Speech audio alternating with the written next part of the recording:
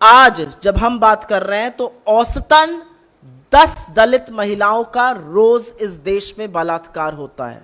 10 महिलाओं का। 22% से ज्यादा रिपोर्टेड छोटे बच्चों के यौन शोषण के मामले दलित बच्चों के होते हैं। लेकिन क्या सिर्फ ये सामाजिक अन्याय, और यह सच है कि जब ऐसा होता है तो पुलिस और प्रशासन पीड़ित को ही प्रताड़ित करता है, पुलिस और प्रशासन उनकी ही आवाज दमन करने का काम करता है, सारा की सारी सरकार, मंत्री, मुख्यमंत्री, पार्टी, ट्रोल आर्मी लग जाती है पीड़ित को गलत साबित करने में। इसके अलावा अगर आप देखें तो दलितों के प्रति जो भारतीय जनता पार्टी का रवैया है वो कहीं ना कहीं उनके नीति, नियम, कानून, उनके बजट तक में प्रतिबिंबित होता है। जो परसेंटेज ऑफ टारगेटेड स्कीम्स होती हैं दलितों के लिए, शेड्यूल कास्ट के लिए, टोटल सेंट्रल स्कीम और टोटल सेंट्रली स्पॉन्सर्ड स्कीम्स में से अब दलितों की टारगेट करने वाली स्कीम मात्र 4.4% हिस्सा उसका रह गया है। यह निरंतर हर साल गिरता जा रहा है।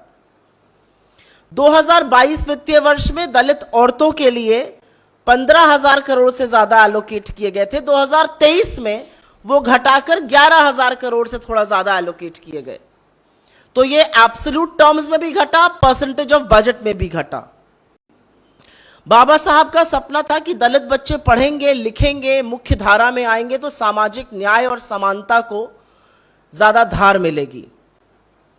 लेकिन national scheme to incentivise girls in the Dalit community, जो उस वर्ग की महिलाएं हैं, बच्चियां हैं, उनको कैसे पढ़ने के लिए प्रेरित किया जाए, NGISC के तहत उसका जो एलोकेशन है वो लगातार गिरा है, उसका एनरोलमेंट लगातार गिरा है। स्कॉलरशिप्स, किसी वजह से संविधान में पूर्व की सरकारों ने सामाजिक न्याय को ध्यान में रखकर दलितों के लिए विशेष स्कॉलरशिप्स की बात कही थी। यह प्रॉमिस किया गया था कि 7,000 रुपए प्रति साल पोस्ट मैट्रिक स्कॉलरशिप दलित स्टूडेंट्स को दी जाएगी। यह 5 साल का कार्यक्रम था। इसमें इस वित्तीय वर्ष में मात्र 5,600 करोड़ एलोकेट किए गए, जो कि पर्याप्त नहीं है। 2021 के वित्तीय वर्ष में पोस्ट मैट्रिक स्कॉलरशिप का पैसा जो दलितों के लिए जाना चाहिए वो इस देश के 6 राज्यों और यूनियन टेरिटरी को मिला ही नहीं। 2020 और 2021 के वित्तीय वर्ष में जो पैसा प्री मैट्रिक स्कॉलरशिप के लिए दलित बच्चों के लिए जाना चाहिए वो 9 यूनियन टेरिटरीज और स्टेट्स को नहीं मिला। National means cum merit scholarship scheme, जिसको NMMS कहा जाता है, वो लगातार डिक्लाइन कर रहा है उसका पैसा। उसका बजटरी एलोकेशन इस साल 450 करोड़ से घटाकर 300 करोड़ कर दिया गया है।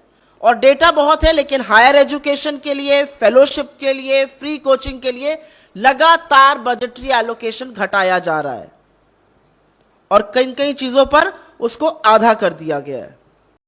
मैनुअल स्कैवेंजिंग, जिसको मैला ढोना कहते हैं, उसके चलते सरकारी आंकड़ों के मुताबिक 376 मौतें हुई हैं 2015 से 2020 के बीच में।